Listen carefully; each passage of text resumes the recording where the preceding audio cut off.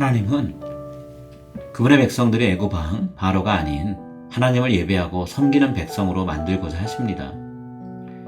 그것이 본래 그들이 하나님께 선택받은 목적이기 때문이죠.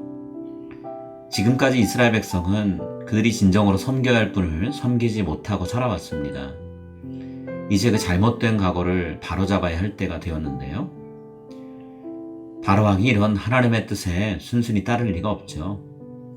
하나님도 그 사실을 아시기 때문에 모세와 아론에게 바로왕의 불순종을 꺾을 방법을 알려주십니다. 물속에 머물러 있어야 될 개구리를 물 밖으로 나오게 해서 사람들의 발에 밟혀서 죽고 또 혐오감을 주게 만드실 것인데요. 애굽 사람들이 살아가는 공간 어디든 개구리가 침입해서 그들의 삶에 어려움과 위협을 가져올 것입니다. 애굽의 유술사들이 마술을 이용해서 하나님이 일으키신 재앙의 흉내를 내보긴 했습니다. 저들도 개구리를 애굽 땅에 올라오게 만들었던 거죠. 하지만 그들이 바로왕과 그들의 백성들을 위해서 해야 될 일은 개구리를 없애는 것이지 더 많아지게 하는 것이 아니죠. 그러니 바로왕의 입장에서는 전혀 도움이 되지 않는 일을 요술사들이 한 셈입니다. 이 일을 지켜보며 바로왕은 수많은 개구리들이 애굽 전역의 모든 곳에 나타난 것을 단순한 자연현상이 아니라 하나님의 개입이라고 알게 됩니다.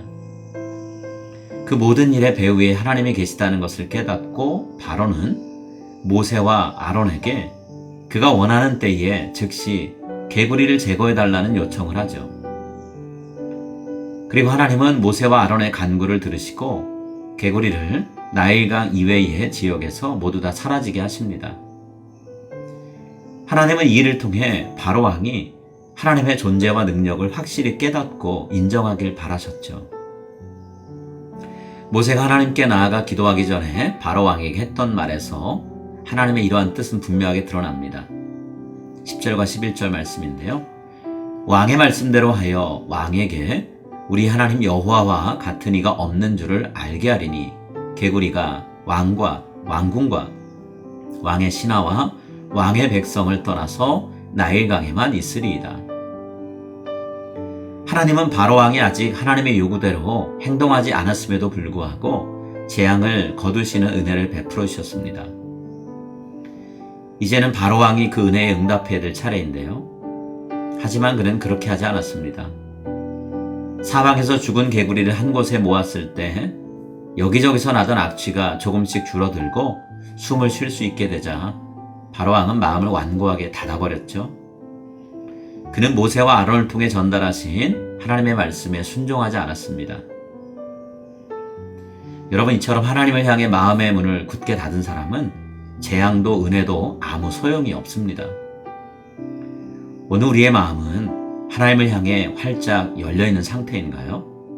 아니면 바로왕처럼 눈앞의 위기 앞에서는 잠시 마음의 문을 여는 척 하다가 살 길이 열리면 곧바로 그 문을 닫아버리는 상태에 있나요? 하나님을 안다고 말하는 우리의 고백이 정말 제대로 하나님을 알기 때문에 하게 되는 믿음의 표현이기를 소망합니다. 우리 모두가 바로왕의 경우처럼 하나님의 매서운 손길로 단련되어야만 하는 굳은 마음이 아니라 하나님의 말씀에 순종하는 부드러운 마음을 갖게 되기를 간절히 기도합니다. 여러분, 하나님이 그 마음을 우리 안에서 찾고 계십니다.